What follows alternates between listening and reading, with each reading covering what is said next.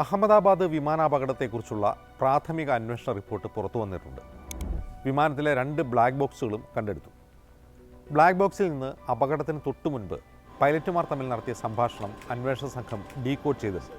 വിമാനങ്ങളുടെ എഞ്ചിനുകളിലേക്കുള്ള ഇന്ധനപ്രവാഹം നിയന്ത്രിക്കുന്ന switch run എന്ന പൊസിഷനിൽ നിന്ന് കട്ട് ഓഫ് എന്ന പൊസിഷനിലേക്ക് മാറിയതായി ശ്രദ്ധയിൽപ്പെട്ട പൈലറ്റുമാരിൽ ഒരാൾ ഈ സ്വിച്ച് എന്തിനാണ് ഓഫ് ചെയ്തത് എന്ന് ചോദിക്കുന്നതും രണ്ടാമത്തെ പൈലറ്റ് അത് ഞാനല്ല ചെയ്തത് എന്ന് പറയുന്നതുമാണ് പൈലറ്റുമാർ തമ്മിലുള്ള അവസാന സംഭാഷണം.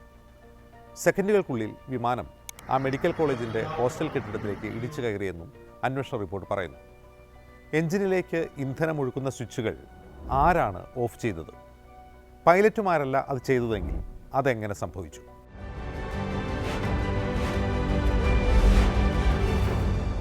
ആദ്യം എന്താണ് ഈ സ്വിച്ചുകളുടെ പ്രാധാന്യം എന്ന് നോക്കാം. വിമാനത്തിൻ്റെ 2 എഞ്ചിനുകളിലേക്കുള്ള ഇന്ധനപ്രവാഹം നിയന്ത്രിക്കുന്നതാണ് ഈ സ്വിച്ചുകൾ. റൺ പൊസിഷനിൽ എഞ്ചിനുകളിലേക്ക് ഇന്ധനം ഒഴുകുകയും കട്ട് ഓഫ് പൊസിഷനിൽ അത് നിലയ്ക്കുകയും ചെയ്യും. പൈലറ്റുമാർക്ക് എളുപ്പത്തിൽ കൈകാര്യം ചെയ്യാവുന്ന തരത്തിൽ ഇരു പൈലറ്റുമാരുടെയും സീറ്റുകൾക്ക് നടുവിലെ ത്രസ്റ്റ് ലിവറിന് തൊട്ട് താഴെയാണ് ബോയിങ് വിമാനത്തിൽ ഈ സ്വിച്ചുകളുടെ സ്ഥാനം. ത്രസ്റ്റ് ലിവറാണ് വിമാനത്തിൻ്റെ എഞ്ചിനിലേക്കുള്ള ഇന്ധനപ്രവാഹം നിയന്ത്രിച്ച് വിമാനത്തിൻ്റെ ത്രസ്റ്റ് അഥവാ മുന്നോട്ടുള്ള തള്ളൽ സാധ്യമാക്കുന്നത്. അങ്ങനെയെങ്കിൽ ഈ 2 സ്വിച്ചുകൾ എന്തിനു വേണ്ടിയാണ്?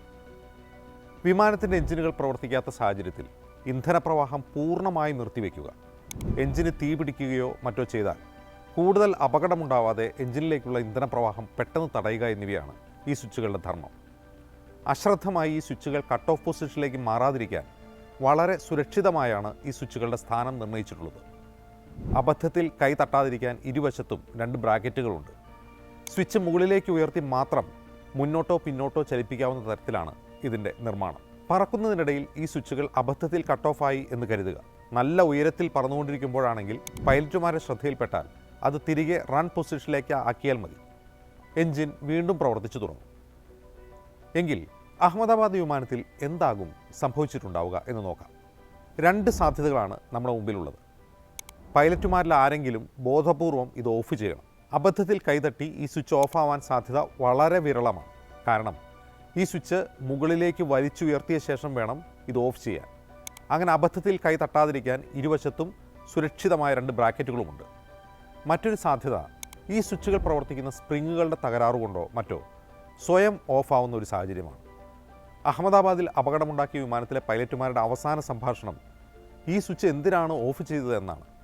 ഇത് ചോദിക്കുന്നത് റിട്ടയർമെൻറ്റിന് മാസങ്ങൾ മാത്രം ബാക്കിയുള്ള 56 വയസ്സുള്ള വളരെ സീനിയറായ ഒരു പൈലറ്റാണ്. ഇദ്ദേഹം ഡ്രീം ലൈനർ വിമാനം മാത്രം 8600 മണിക്കൂർ പറത്തി പ്രവൃത്തി പരിചയമുള്ള ആളാണ്. ക്യാപ്റ്റൻ സുമിത് സബർവാൾ. അപകട സമയത്ത് അദ്ദേഹമല്ല വിമാനം പറത്തിയത്. 32 വയസ്സ് മാത്രം പ്രായമുള്ള ക്ലൈവ് കുന്ദർ എന്ന ചെറുപ്പക്കാരനായ പൈലറ്റായിരുന്നു. സുമിത് സബർവാളിൻ്റെ ചോദ്യം ശ്രദ്ധിക്കുക. എന്തിനാണ് ഈ സ്വിച്ച് ഓഫ് ചെയ്തത്? അതായത് അതാരെങ്കിലും ഓഫ് ചെയ്യാതെ തനിയെ ഓഫ് ആവില്ല എന്നാണ് പരിചയസമ്പന്നനായ സുമിത് സബർവാളിൻ്റെ ബോധ്യം. അതായത് ആ സ്വിച്ച് ഘടിപ്പിച്ചത് തന്നെ പൈലറ്റിന് അടിയന്തര ഘട്ടങ്ങളിൽ മാത്രം പ്രവർത്തിപ്പിക്കാനാണ്. മാനുവൽ ഡിസൈനാണ് സ്വിച്ചിൻ്റേതെന്ന് ചുരുക്കം. വിമാനം പറത്തിയ ക്ലൈവ് കുന്ദറിൻ്റെ മറുപടി ശ്രദ്ധിക്കുക. ഞാൻ ഓഫ് ചെയ്തിട്ടില്ല. ഇവിടെ ടേക്ക് ഓഫിൻ്റെ സമയത്ത് കട്ട് ഓഫ് ആയത് ഒരു സ്വിച്ചല്ല, സെക്കൻഡുകളുടെ വ്യത്യാസത്തിൽ 2 സ്വിച്ചുകളാണ്. ഇവിടെ യുക്തിപരമായി ചിന്തിച്ചാൽ അന്വേഷണ സംഘത്തിന് എത്തിച്ചേരാൻ കഴിയുന്ന ഏറ്റവും എളുപ്പമുള്ള അനുമാനം വിമാനം പറത്തിയ പൈലറ്റ് ക്ലൈവ് കുന്ദർ ദുരൂഹമായ എന്തോ കാരണത്താൽ 2 സ്വിച്ചുകളും ഓഫ് ചെയ്തു എന്നാണ്. ക്യാപ്റ്റൻ സുമിത് സബർവാൾ അത് കണ്ടെത്തിയപ്പോൾ താനല്ല അത് ചെയ്തത് എന്ന് കളവ് പറഞ്ഞുവെന്നും അനുമാനിക്കാം. കണ്ടെത്തിയ ഉടൻ സ്വിച്ചുകൾ വീണ്ടും റൺ പൊസിഷനിലേക്ക് ആക്കിയെങ്കിലും എഞ്ചിനുകൾ വീണ്ടും പ്രവർത്തിച്ചു തുടങ്ങാൻ 2 മിനിറ്റെങ്കിലും എടുക്കും. ടേക്ക് ഓഫ് ചെയ്യുകയായതിനാൽ സെക്കൻഡുകൾക്കുള്ളിൽ വിമാനം ലിഫ്റ്റ് നഷ്ടമായി കെട്ടിടത്തിൽ ഇടിച്ചു കയറുകയും ചെയ്തു. ഈ സാധ്യതയിൽ അന്വേഷണം അവസാനിപ്പിക്കാൻ എളുപ്പമാണ്. പൈലറ്റിന് മേൽ കുറ്റം ചുമത്തി അന്വേഷണം അവസാനിപ്പിക്കുകയും ചെയ്യാം. എന്നാൽ അങ്ങനെ അന്വേഷണം അവസാനിപ്പിക്കാൻ ഇക്കുറി കഴിയില്ല. അതിനൊരു കാരണമുണ്ട്.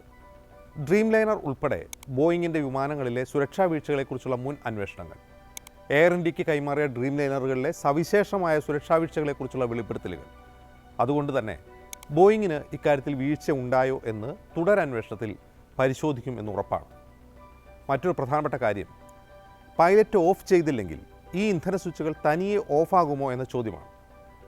ബോയിങ് വിമാനത്തിലെ ഈ സ്വിച്ചുകളുടെ ഘടന പ്രശ്നമുള്ളതാണെന്നും ഇതിലെ സ്പ്രിങ്ങുകൾ തകരാറിലായാൽ ഈ സ്വിച്ചുകൾ കട്ട് ഓഫ് ആകാൻ സാധ്യതയുണ്ടെന്നും അമേരിക്കയുടെ ഫെഡറൽ ഏവിയേഷൻ ഏജൻസി മുന്നറിയിപ്പ് നൽകിയിരുന്നു. ആ മുന്നറിയിപ്പ് പക്ഷേ ഒരു ഉപദേശക സ്വഭാവത്തിലുള്ളതായിരുന്നു. അമേരിക്കയിൽ നിർമ്മിക്കുന്ന വിമാനങ്ങളുടെ സുരക്ഷ പരിശോധിക്കുന്ന ഏജൻസിയാണ് FAA. ബോയിങ് അമേരിക്കയിൽ നിർമ്മിക്കുന്ന വിമാനമായിരിക്കെ ആ മുന്നറിയിപ്പിന് സവിശേഷ പ്രാധാന്യമുണ്ട്. അങ്ങനെ വലിയ സുരക്ഷാ വീഴ്ചയുണ്ടാക്കുന്ന ഒരു സ്വിച്ച് കുഴപ്പമുണ്ടാക്കുമെന്ന് കണ്ടെത്തിയിട്ടും ആ സ്വിച്ച് മാറ്റി സ്ഥാപിക്കാൻ നിർബന്ധിക്കുന്നതിന് പകരം ഏജൻസി അത് ഒരു ഉപദേശത്തിൽ ഒതുക്കുകയായിരുന്നു. ഇങ്ങനെ ഉപദേശക രൂപത്തിലുള്ള ഒരു നിർദ്ദേശം ഇറക്കിയ ശേഷം നിർബന്ധമായി പാലിക്കേണ്ട ചില നിർദ്ദേശമാക്കി മാറ്റിയ ഒരു കാര്യം അഹമ്മദാബാദ് വിമാനാപകടത്തെക്കുറിച്ചുള്ള മുൻ വീഡിയോയിൽ സൂചിപ്പിച്ചിരുന്നു. ഇന്തോനേഷ്യയിലും എത്യോപ്യയിലും വിമാനാപകടമുണ്ടാക്കിയ ബോയിങ്ങിൻ്റെ MCAS എന്ന സോഫ്റ്റ്വെയർ ആയിരുന്നു അത്. ഇങ്ങനെയൊരു സോഫ്റ്റ്വെയർ വിമാനത്തിലുള്ള കാര്യം പൈലറ്റുമാർക്ക് അറിയുമേ ഉണ്ടായിരുന്നില്ല. ഇന്തോനേഷ്യയിലെ വിമാനാപകടത്തെക്കുറിച്ചുള്ള അന്വേഷണത്തിലാണ് വിമാനത്തിൻ്റെ മുൻവശത്തിൻ്റെ ആംഗിൾ ശരിയായി നിലനിർത്തുന്ന MCAS എന്ന സോഫ്റ്റ്വെയറിൻ്റെ കാര്യം ഫെഡറൽ ഏവിയേഷൻ ഏജൻസി മുന്നറിയിപ്പായി നൽകിയത്.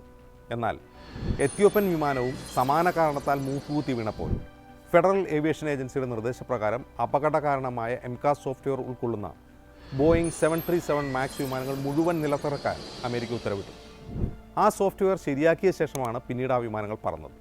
ഈ സംഭവത്തിൻ്റെ പശ്ചാത്തലത്തിൽ അഹമ്മദാബാദിൽ തകർന്ന ഡ്രീം ലൈനർ വിമാനത്തെ അപകടത്തിലേക്ക് നയിച്ച ആ കുഞ്ഞൻ സ്വിച്ച് സ്വയം കട്ട് ഓഫ് ആയതാണോ അതോ ആരെങ്കിലും കട്ട് ഓഫ് ചെയ്തതാണോ എന്ന ചോദ്യത്തിനാണ് ഉത്തരം വേണ്ടത്. ഈ സ്വിച്ച് ബോയിങ് വിമാനത്തിലെ ഒരു വലിയ സുരക്ഷാ വിടവ് തന്നെയാണ്. കാരണം ബോയിങ്ങിൻ്റെ എതിരാളിയായ എയർബസ് വിമാനങ്ങളിൽ എഞ്ചിനുകളിലേക്കുള്ള ഇന്ധന നിയന്ത്രണം ഉൾപ്പെടെ മുഴുവൻ കാര്യങ്ങളും ഇലക്ട്രോണിക് സെൻട്രലൈസ്ഡ് എയർക്രാഫ്റ്റ് മോണിറ്റർ എന്ന സംവിധാനത്തിലൂടെയാണ് നിയന്ത്രിക്കുന്നത്. 80കളിൽ എയർബസ് ഈ സംവിധാനം നടപ്പാക്കിയിട്ടുണ്ട്. പക്ഷേ ബോയിങ് 2025ലും ഒരു സ്പ്രിങ് കേടായാൽ അപകടമുണ്ടാക്കുന്ന മാനുവൽ സംവിധാനവുമായി അവരുടെ പ്രീമിയം വിമാനങ്ങൾ പറത്തുകയാണ്. എന്തായാലും തുടരന്വേഷണം സത്യസന്ധമായി നടക്കട്ടെ.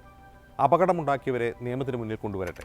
എങ്കിൽ മാത്രമേ കൂടുതൽ സുരക്ഷിതമായ വിമാനയാത്ര സാധ്യമാവൂ.